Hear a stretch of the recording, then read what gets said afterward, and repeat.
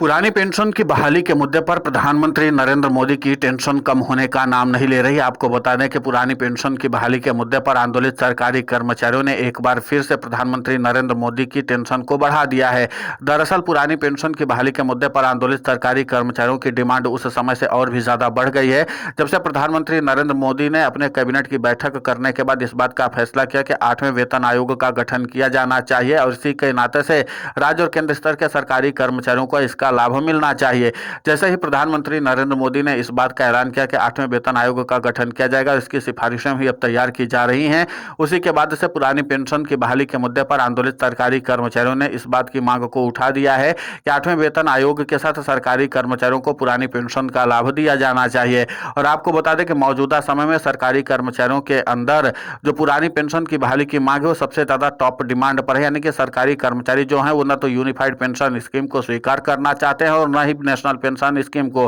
सरकारी कर्मचारी चाहते हैं कि हमें सीधे तौर पर पुरानी पेंशन का लाभ दिया जाना चाहिए। इसी बात को ध्यान में रखते हुए अब केंद्र की मोदी सरकार को घेरने के लिए देश भर के सरकारी कर्मचारी व्यापक रणनीति के तहत अपने आंदोलन की शुरुआत करने जा रहे हैं। माना यह जा रहा है कि अगर पुरानी पेंशन की बहाली के मुद्दे पर आंदोलित सरकारी कर्मचारी जो हैं वो 8वें वेतन आयोग के साथ अगर पुरानी पेंशन की बहाली की मांग को उठा देते हैं। हालांकि केंद्र की मोदी सरकार लगातार पुरानी पेंशन की बहाली की मांग को सिरे से खारिज करती आई है। वो लगातार इस बात को दोहरा रही है कि किसी भी हाल में पुरानी पेंशन की बहाली नहीं होने जा रही है, लेकिन बावजूद इसके सरकारी कर्मचारियों को पुरानी पेंशन की बहाली की मांग लगातार बढ़ती चली जा रही है। और इसके नाते से सरकारी कर्मचारी वो योजना बना रहे हैं कि 8वें वेतन आयोग की जो मांग रखी गई है उसके साथ केंद्र की मोदी सरकार से यह भी मांग रखी जाए कि सीधे तौर पर पुरानी पेंशन की बहाली की जाए, न तो एनपीएस में सरकारी कर्मचारियों को झोंका जाए और न ही यूपीएस में, क्योंकि ये दोनों ही पेंशन योजना सरकारी कर्मचारियों के लिए फायदेमंद साबित नहीं हुई, पूरी तरीके से फिसड्डी और बर्बाद साबित हुई हैं। इसलिए सरकारी कर्मचारी ये चाहते हैं कि केंद्र की मोदी सरकार अब सरकारी कर्मचारियों के लिए अगर कुछ फायदा करना चाहती है तो सीधे तौर पर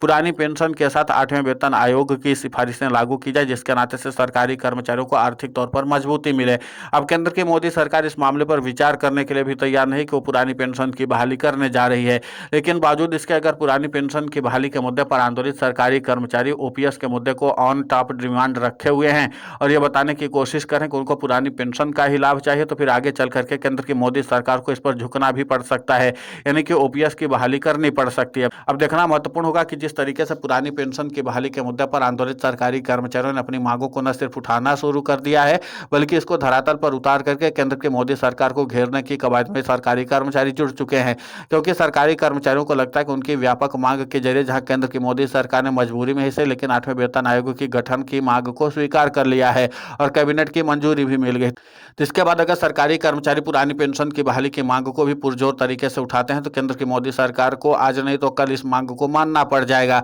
हालांकि इसके लिए सरकारी कर्मचारी 25 नवंबर को राष्ट्रीय राजधानी दिल्ली में एक बहुत व्यापक आंदोलन करने वाले हैं। उसके पहले सरकारी कर्मचारियों का 9 नवंबर को भी एक राष्ट्रीय राजधानी दिल्ली के जंतर मंतर में व्यापक आंदोलन होने वाला है। तो यानी 2 प्रस्तावित आंदोलन है सरकारी कर्मचारियों का, जिसमें सीधे तौर पर पुरानी पेंशन की बहाली की मांग रखी जाएगी। सरकारी कर्मचारी रणनीति और योजनाबद्ध तरीके से केंद्र की मोदी सरकार को घेरने की कवायद में जुटे हुए, क्योंकि उनको पता है कि अगर केंद्र की मोदी सरकार को बैकफुट पर नहीं ढकेला जाएगा तब तक केंद्र की मोदी सरकार किसी भी हाल में पुरानी पेंशन की बहाली नहीं करेगी। इसीलिए सरकारी कर्मचारियों ने अपनी रणनीति को और भी ज्यादा धार देने की कवायद शुरू कर दी है। उधर सूत्रों से मिली जानकारी के अनुसार पुरानी पेंशन की बहाली के मुद्दे पर आंदोलित सरकारी कर्मचारियों के प्रतिनिधियों ने एक दूसरे कर्मचारी संगठनों के साथ संपर्क साधना शुरू कर दिया कि पुरानी पेंशन की बहाली के लिए ऐसी कौन सी रणनीति बनाई जाए जिसके नाते से पहले शुरुआत के ही आंदोलन में केंद्र की मोदी सरकार को बैकफुट पर लाया जा सके और सीधे तौर पर प्रधानमंत्री नरेंद्र मोदी से पुरानी पेंशन की बहाली करवाई जाए। क्योंकि आपको यहां पर बताना जरूरी है कि प्रधानमंत्री नरेंद्र मोदी ने सरकारी कर्मचारियों की पुरानी पेंशन की बहाली की मांग को ध्यान में रखते हुए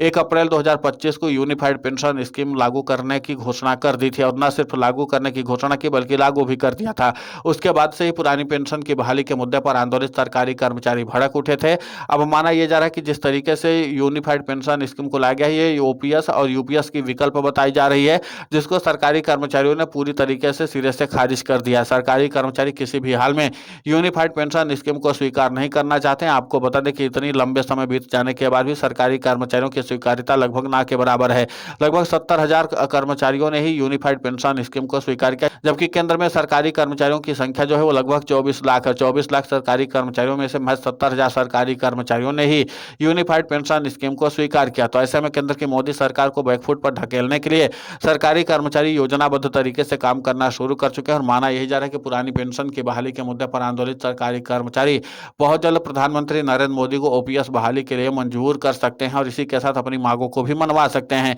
लेकिन सरकारी कर्मचारियों का ओपीएस फैक्टर कितना ज्यादा अहम साबित हो सकता है या कितनी ज्यादा इसकी मांग को मंजूरी मिल सकती है, ये भी देखना महत्वपूर्ण होगा। हालांकि सरकारी कर्मचारी लंबे समय से पुरानी पेंशन की बहाली के मुद्दे पर आंदोलित है, फिर वो चाहे राज्यों के सरकारी कर्मचारी हों या फिर केंद्र के सरकारी कर्मचारी हों। जब भी सरकारी कर्मचारियों का बड़ा और व्यापक आंदोलन हुआ है तो दोनों ही सरकार के सरकारी कर्मचारियों ने अपनी भागीदारी निभाई है। अब माना यही जा रहा है कि पुरानी पेंशन की बहाली के मुद्दे पर आंदोलित सरकारी कर्मचारी एक बार फिर से अपनी मांग को मनवाने के लिए ग्राउंड जीरो पर उतर सकते हैं और प्रधानमंत्री नरेंद्र मोदी को इसके लिए मजबूर करने की कोशिश करेंगे, क्योंकि केंद्र की मोदी सरकार इसी तरीके से पहले भी जवाब देती आई है कि जब से केंद्र की मोदी सरकार से यही पूछा जा रहा था कि क्या पुरानी पेंशन की बहाली करने वाले हैं, केंद्र की मोदी सरकार ने दो ठोक शब्दों में इसी बात का जवाब दिया है कि वो पुरानी पेंशन की बहाली नहीं करने जा रही है। आपको बता दें कि लोकसभा में भी कई सांसदों की ओर से इस बात की जानकारी मांगी गई थी कि क्या भविष्य में सरकारी कर्मचारियों के आंदोलन को ध्यान में रखते हुए केंद्र की मोदी सरकार पुरानी पेंशन की बहाली करने जा रही है। उसके जवाब में लोकसभा में वित्त राज्य मंत्री पंकज चौधरी ने साफ तौर पर जवाब दिया था कि केंद्र की मोदी सरकार किसी भी हाल में पुरानी पेंशन की बहाली करने नहीं जा रही है